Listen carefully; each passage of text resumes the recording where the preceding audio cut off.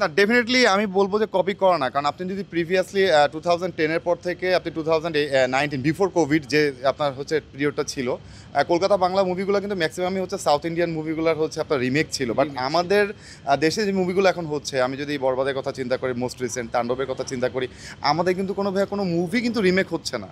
আমরা copy paste করতেছি না, আমরা কিন্তু ওই জায়গাটা থেকে বের হয়ে আসছি, বা বের হয়ে আসছি না মানে আমরা ওই জায়গায় যাই নেই বলতে গেলে। জাহিদ হাসানকে নিয়ে তো আসলে প্রশ্ন করার বা উত্তর দেওয়ার কোনো অবকাশ নেই, কারণ উনি হচ্ছে এমন একটা লেভেলে চলে গিয়েছে বা আছে উনি, যে এখানে আমাদেরকে ওনাকে নিয়ে প্রশ্ন করাটাই হচ্ছে অবান্তর। তো জাহিদ হাসান ভাইয়া খুব ভালো অ্যাক্টিং করেছেন, এবং জাহিদ হাসানের কাছ থেকে আমরা অনেক কিছু এখানে দেখেছি। এবং যে অন্যান্য যে কো আর্টিস্টরা ছিলেন, যেমন চঞ্চল চৌধুরী বা হচ্ছে জয়া হাসান বা আফসানা মিমি ম্যাম যারা ছিলেন, তারা কোলাবোরেটলি মানে ফুল একটা টিম ওয়ার্ক হিসেবে কাজ করেছে, যেখানে সেন্ট্রাল নিউক্লিয়াস ছিলেন অবশ্যই আমাদের জাহিদ হাসান স্যার।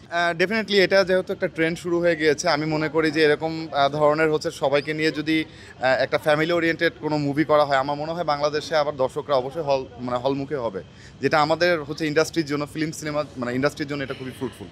অবশ্যই বলবো যে এখন আমাদের দেশে বা ভালো সিনেমা হচ্ছে, আমাদের দেশে হচ্ছে পিছিয়ে নেই।